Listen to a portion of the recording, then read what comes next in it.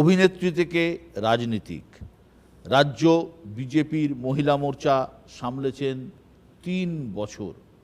গত লোকসভা ভোটে হুগলি আসনটি তিনি কেড়ে নিয়েছেন তৃণমূলের হাত থেকে। এবার ফের ভোটের ময়দানে তিনি, কিন্তু এবার লড়াই কি একটু হলেও কঠিন? ঘরের অশান্তি কি সুবিধা পাইয়ে দিচ্ছে প্রতিপক্ষকে? নানা প্রশ্নের উত্তর দেবেন তিনি। সোজা সাপটা লকেট চট্টোপাধ্যায়। লকেট নিউজ 18 বাংলায় আপনাকে স্বাগত। লকেট, 9 বছর আগে আপনি তৃণমূল ছেড়ে বিজেপিতে গিয়েছিলেন। দলত্যাগের দিন সাংবাদিক বৈঠকে বলেছিলেন তৃণমূলের থেকে মানুষের জন্য কাজ করতে পারছিলেন না। বিজেপি থেকে কি কি কাজ করলেন? ভালো লাগলো, অনেকদিন পর দেখা হলো তোমার সাথে। আচ্ছা, তুমি করেই শুরু করি তাহলে। ঠিক আছে, এতদিন পরে দেখা হয়েছে, একদম ভালোই একদম লাগছে। একদম। দেখো, তৃণমূলে যখন আমি যুক্ত হয়েছিলাম, জয়েন করেছিলাম, সেটা ছিল 2012-র 20 ফেব্রুয়ারি আমি জয়েন করেছিলাম। সেটা একটা বন্ধের দিন ছিল। আমি সেখানে জয়েন করি এবং মমতা বন্দ্যোপাধ্যায় ওখানে ছিলেন। এবং জয়েন করার পর 2 বছর গেছে, 2015-তে আমি ভারতীয় জনতা পার্টিতে জয়েন করেছি। এবং তৃণমূলে জয়েন করার পর রাজনীতি যদি বলো, আমি কিছু জানতাম না। আমাকে ওই কোনো জায়গায় গেলে হাত নাড়তে হবে আর গাড়ি করে যেতে হবে, সানগ্লাস মাথায় দিয়ে, যেরকমভাবে সবাই যায় এখন সেরকম। আমি দেখেছি প্রচুর জায়গায় গেছি, কৃষ্ণনগর গেছি, বীরভূম গেছি, বিভিন্ন জায়গায় আমার পাঠানো হয়েছিল, কিন্তু সেখানে মানুষই দেখেছি আর হাত নাড়া আর কোনো কিছু ছিল না। একদম পরিপক্কভাবে রাজনীতি আসলে কি যে ধাঁচা আছে, কোনো দিনই সেখানে আমি ঢুকতে পারিনি। আমাকে 2014-তে আমাকে ওয়েস্ট বেঙ্গল মহিলা কমিশনের মেম্বার করা হয়েছিল। আমি 7 মাস ওখানে ছিলাম। কয়েকটা ঘটনা আমাকে খুব একটা অত্যন্ত আমার নিজেকে একটুখানি বিরক্তি লেগেছিল আমার, যে এটা কিসের রাজনীতি? যদি মানুষের জন্য সেবা করতে হয় তাহলে পুরোপুরিভাবে আসা উচিত। কিন্তু তখন দেখছিলাম যে ঠিক মতো যার জন্য আসা, যে অন্যায়ের বিরুদ্ধে প্রতিবাদ করা, সেটা মনে হয় ওই শাসক দলে থাকাকালীন সেটা খুব একটা আমার ভেতরের স্যাটিসফ্যাকশন লাগছিল না। তো তখন আমার মনে হয় যে আমি যখন জনসেবা করতেই চাই, তাহলে সেখানে পুরোপুরিভাবে 100% দিতে চাই এবং রাজনীতিটা কী তার ধাঁচায় ঢুকতে চাই। তো আমি ভারতীয় জনতা পার্টি জয়েন করি 2015-তে, এবং তারপরে আমি 1 বছর কাজ করেছি, তারপর সেক্রেটারি, তারপর তো বীরভূম থেকে আসন লড়েছি, ময়ূরেশ্বর থেকে, তারপর মহিলা মোর্চার প্রেসিডেন্ট 4 বছর চালিয়েছি, 19-এ লড়েছি। তো এইভাবে চলে আসছে। গত 5 বছরে হুগলির মানুষের জন্য কি কি করেছো যে তোমাকে হুগলির মানুষ আবার ভোট দেবে? হুগলির মানুষই বলতে পারবে এটা, আমি মনে করি। কিন্তু বহু মানুষ হুগলির মানুষরা বিভিন্নভাবে প্রথমে রটানোর চেষ্টা করেছিল যে সাংসদ কিছু করেনি, সাংসদকে দেখা যায়নি। কিন্তু আমি আমার রিপোর্ট কার্ড সবাই লাস্টে জমা দিয়েছিলাম। আচ্ছা, তার কারণ আছে। আমার রিপোর্ট কার্ড যদি আমি আগে থেকে জমা দিতাম কিছুটা কাজ করার পর, তাহলে আমার বাকি কাজগুলো আটকে দেওয়া হতো। 17,62,00,000 টাকা রাউন্ড ফিগার বলছি, আমি পুরোপুরিভাবে খরচা করতে পেরেছিলাম। এবং 2 বছর করোনার জন্য আমাদের টাকা সবারই বন্ধ ছিল, এবং রত্না দে নাগ ওনারও কিছু টাকা ছিল। সব মিলিয়ে আমি পুরোপুরিভাবে অ্যাকাউন্ট খালি করে দিতে পেরেছি। যদি আমি এটা জানাতাম, আমাকে একটা অ্যাম্বুলেন্স দিয়েছিলাম, 11খানা অ্যাম্বুলেন্স দেওয়ার কাজ ছিল, আমাকে বাকিটা ফেরত দিয়ে দিয়েছিল। অ্যাম্বুলেন্স একটা ক্লাবকে দেওয়ার পরেও সে বলেছিল আমার চাই না, তৃণমূলের চাপ আছে। আমি স্কুলের জন্য স্টেডিয়াম থেকে শুরু করে অনেক কিছু, একটা 25 লাখ টাকার একটা ধনেখালিতে দিয়েছিলাম, সেটাও আমাকে ফেরত দিয়ে দিয়েছে। যদি আমি বলে ফেলতাম যে আমি এইগুলো করেছি, তাহলে আর হতো না।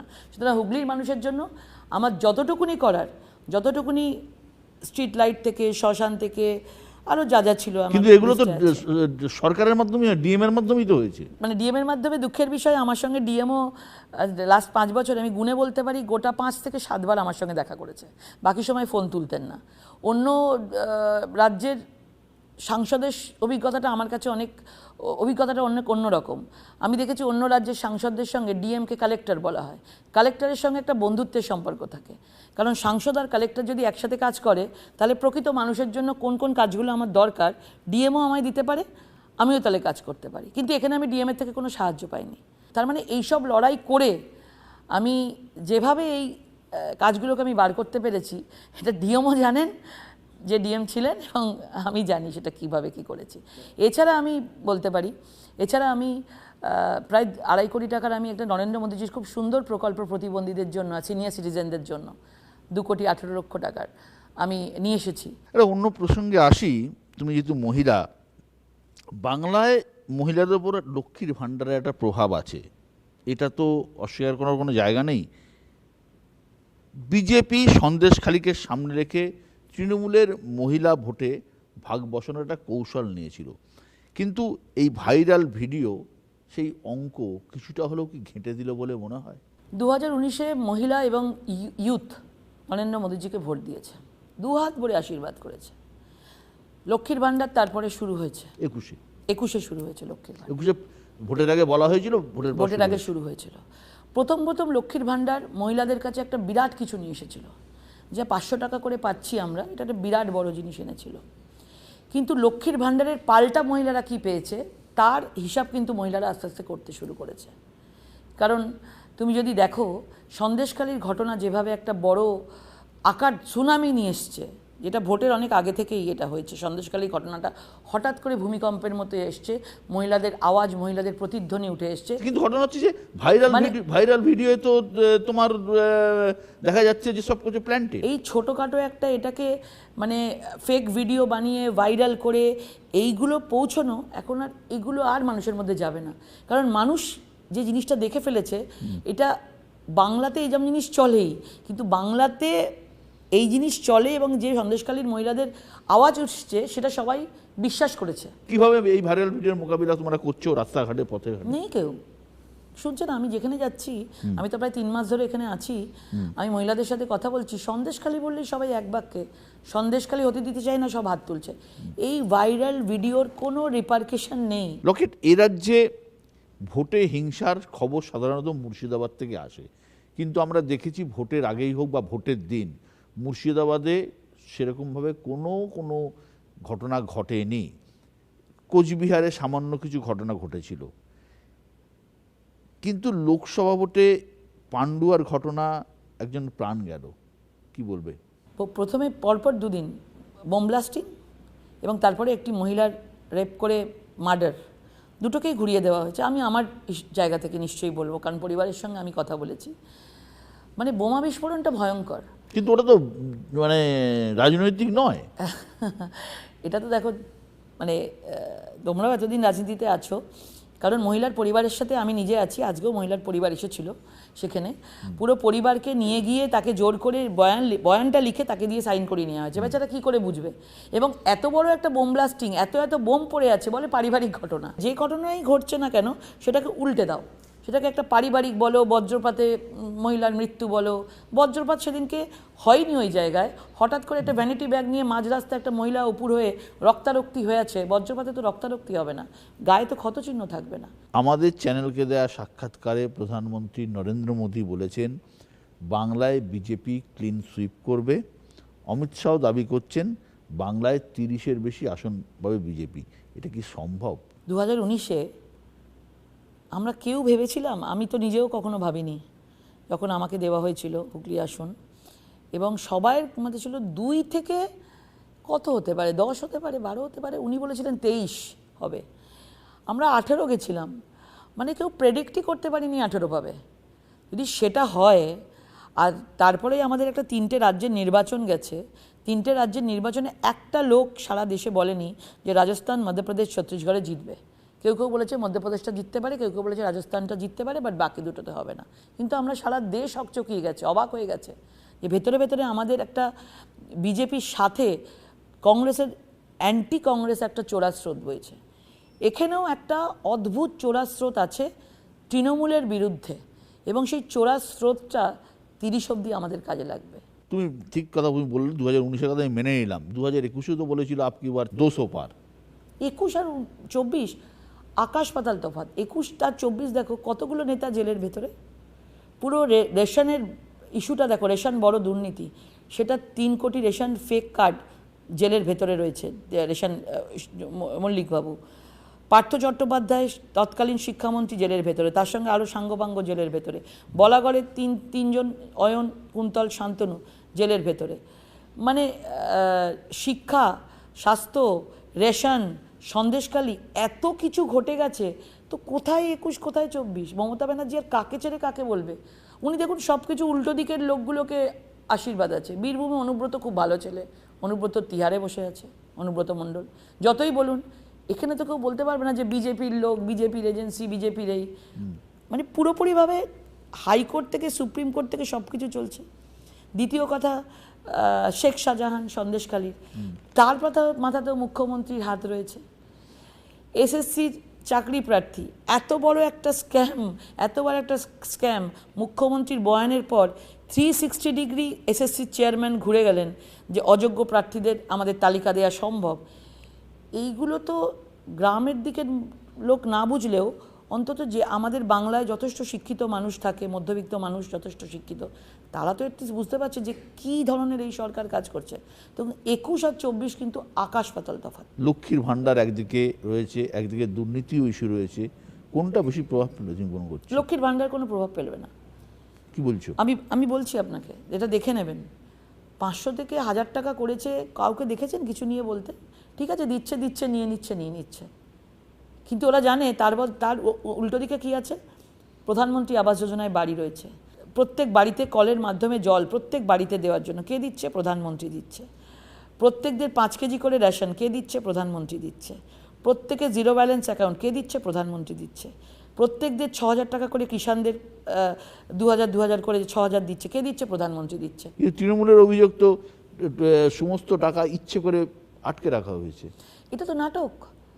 এই যে গিয়ে দিল্লিতে গিয়ে এই যে নাটক চললো, আমাদের যিনি এমওএস ছিলেন সাধ্বী নীলাঞ্জনজি, উনি আমাকে নিজের সেদিনকে রাত্রিবেলা যেদিনকে সব চলছে, তো উনি আমাকে ফোন করে বলছে, লকেটজি দেখুন, আমি এখানে বসে আছি, 8টা অবধি টাইম দেওয়া আছে, আমি বলেছি তোমরা একটা 5 জনের কি 10 জনের প্রতিনিধি দল আপনারা আসুন, ওরা না এসে বাইরে নাটক করছে, আমি হিসেব নিয়ে বসে আছি। তো এরা তো চাইছেই না যে সেগুলোকে ফেস করতে, এরা চাইছে কি করে মানুষকে কনফিউজ করে দেওয়া যায়। 4,500 কোটি 3,500 কোটি মনরেগার টাকার কোনো হিসেব রাজ্য সরকার দিতে পারেনি। সাধ্বী নিরঞ্জন জ্যোতি মেমোয়েস আছেন, উনি নিজে বলেছিলেন যে আপনাদের যে যে জায়গায় ডাউট আছে সেই জায়গাগুলোতে তদন্ত হোক। তো তারাও তদন্ত করতে রাজি। তখন বলা হলো যে তাহলে একটা কাজ করুন, সবার টাকা না আটকে একটা কমিটি বানানো হোক, রাজ্য সরকার থেকে কমিটি হোক, কেন্দ্র সরকার থেকে কমিটি হোক। কমিটি হলে সেই কমিটিগুলো যে পার্টিকুলার জায়গায় আমাদের সন্দেহ হচ্ছে সেই জায়গাগুলো তদন্ত হোক।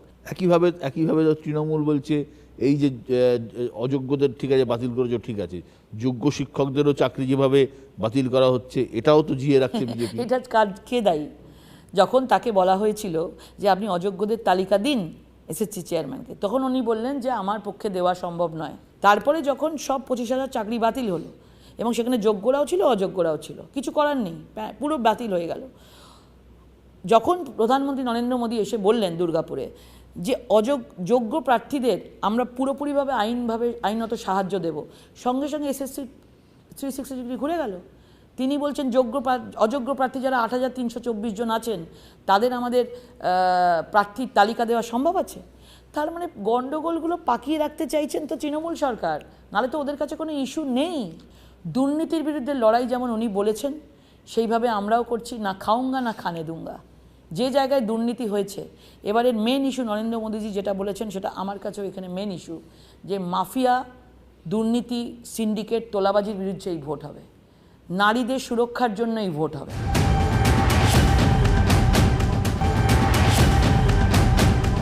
রকেট, এই রাজ্যে বিজেপির যে কজন সাংসদ রয়েছেন তাদের মধ্যে তুমি একটা অন্যতম জনপ্রিয় মুখ, তোমাকে নিয়মিত মিটিং মিছিল সব জায়গায় দেখাও যায়, তবুও 2021-এর বিধানসভা ভোটে হেরে গেলে কি করে এরকম একটা জায়গা থেকে? 2021-এর বিধানসভা অবশ্য আমাদের মানতে হবে। 2021-এ আমাদেরকে মানুষ মনে করেনি তৃতীয়বারের জন্য মমতা বন্দ্যোপাধ্যায়কে, রাজ্যের ভোট ছিল, মমতা বন্দ্যোপাধ্যায়কে আবার একটা সুযোগ করে দিয়েছিল, এটা মানতে হবে। এবং আমাদের হারটা স্বীকার করতে হবে, হার স্বীকার করে নেওয়া উচিত এবং রেট্রোস্পেকশন করা উচিত। অনেকে বলছে লোকসভা ভোটের মধ্যে চুঁচুড়া বিধানসভা পড়ছে, তো 2021-এর বিধানসভাতে চুঁচুড়ার মধ্যে একটা সিট, 7টা সিটের মধ্যে সেটা যিনি জিততে পারছেন না, চুঁচুড়ায় হেরে হুগলিতে জিততে পারবে, অনেকেই বলছে। দেখুন, মানুষ এবার ভোট দিয়েছিল, এবং মানুষ 2024-এ যে ভোট দেবে সেটা অনেক কিছু বুদ্ধি বিবেচনা করে, কারণ 21 থেকে 24-এ অনেক কিছু ঘটে গেছে হুগলির বুকে। তিনজন শিক্ষক নিয়োগ দুর্নীতিতে জেলের মধ্যে রয়েছে। হুগলির প্রধানমন্ত্রী আবাস যোজনায় বিরাট দুর্নীতি হয়েছে, আমি প্রেস কনফারেন্স করে বলেছি। সিঙ্গুর গ্রামীণ হসপিটালে রিসেন্টলি আমি করেছি, ইউএসজি মেশিন মহিলাদের 2017-য় এক্সপায়ার করে গেছে। আমি সরাসরি সারপ্রাইজ ভিজিট করেছি সিঙ্গুরে, ডক্টরদের গিয়ে ধরেছি, মহিলা ডাক্তার ছিল, যে আপনারা এভাবে করছেন, আপনারা জানেন? বলে আমরা ওপরে জানিয়েছি, কিন্তু আমরা কি করব বলুন। মানে ভেবে দেখুন, তাহলে মহিলাদের 1000 টাকা একদিকে, আর যেখানে গর্ভস্থ সন্তান পেটের মধ্যে রয়েছে সেই ইউএসজি মেশিনে যে দেখবে সেইটা 2017-র, সেই মেশিনকেও তারা বিশ্বাস করতে পারছে না। লোকের অনেকে ভেবেছিল হুগলি কেন্দ্রে কোনো পলিটিক্যাল ক্যান্ডিডেট দেবে তৃণমূল কংগ্রেস, তার পরিবর্তে টিকিট পেয়েছেন অভিনেত্রী রচনা বন্দ্যোপাধ্যায়। তোমার জন্য কি একটু সুবিধা হলো? সুবিধা অসুবিধা আমি বলবো না, প্রত্যেকটা লড়াই খুব কঠিন হিসাবে নেওয়া উচিত। সুবিধা অসুবিধা বলবো না, কিন্তু একটাই খারাপ লাগে যে হুগলিতে এত লোক ছিল, পলিটিক্যাল ভালো ভালো লোক হুগলিতে আছে, হুগলির মতো জায়গায়, সেইখানে তাদেরকে না টিকিট দিয়ে বাইরে থেকে যে লোক বসিয়ে দেওয়ার একটা স্ট্র্যাটেজি উনি নিয়েছেন, যে যত দুর্নীতি আছে, যত কিছু নিজেদের মধ্যে গোষ্ঠীদ্বন্দ্ব আছে, আমি বাইরের একটা গ্ল্যামার দিয়ে, লাইট অ্যাকশন ক্যামেরা দিয়ে আমি ওটাকে বুঝিয়ে দেবো। তুমি আমি বলছি এই স্ট্র্যাটেজিটা ওনার মিমি চক্রবর্তী, নুসরাত জাহান দেখুন, 5 বছর পর হাওয়া, ভোটটা নিয়ে নেওয়া হলো, ভোটটা বাক্সে পড়ে গেল, 5 বছর পর নেই, পার্লামেন্টেও দেখা যায় না। তো এখানেও আমার একটা স্ট্র্যাটেজি নিচ্ছে, মানুষ তো এবার বুঝতে পারছে। আর আমার ক্ষেত্রে আমি এসছি 1 বছর ধরে, আমার কোনো কাজ ছিল না, 1 বছর ধরে শুধু দৌড়ে গেছি, কোথায় কোন মহিলার কী হয়েছে সারাক্ষণ দৌড়ে গেছি। তার 1 বছর পর সেক্রেটারি হয়েছি, তার 1 বছর পর আমি বীরভূমের ময়ূরেশ্বর থেকে লড়েছি, আমায় টিকিট দেওয়া হয়েছিল ওইরকম একটা সন্ত্রাস জায়গায়, 37,000 ভোট পেয়েছি। তো আমি হঠাৎ করে আমি প্যারাশুটের মতো আমাকে নামিয়ে দেওয়া হয়নি, যথেষ্ট স্ট্রাগল করেছি। মুখ্যমন্ত্রীর নিজেদের নেতাদের প্রতি আর কোনো অবিশ্বাস নেই, সব সেলিব্রিটি সিনেমা আর্টিস্টদের নিয়ে টানাটানি করছে। কেন? দেবের কথা আমি বলবো না, দেব এক্সেপশনাল আমি বলবো, এবং দেব পলিটিক্স ছেড়ে দিতে চেয়েছিল সবার সামনেই। আমি একবার দেবকে বলেছিলাম পার্লামেন্টে, ছেড়ে দিচ্ছ বলে, হ্যাঁ সিনেমাতে কাজ করবো। তাহলে তুমি যদি সিনেমা করো এবার তো তাহলে তুমি আমাকে নিতে পারো, আমি ওকে বললাম। বললো হ্যাঁ তুমি করবে কাজ। এখন তো পারবো না, যদি কখনো সময় পাই করবো। আমার ইন্টারভিউতে দেব এসেছিল, তোমার কথা বলছিল, লকেটজির সাথে আমার খুব ভালো সম্পর্ক বলছিল। তুমি কি মনে করো এই যে যারা তোমাদের মতো লোক, যারা গ্ল্যামার জগৎ থেকে আসছে এখানে, তাদেরকে তুমি বলছো ব্যবহার করা হচ্ছে, তাদেরও একটু ভেবেচিন্তে আসা উচিত?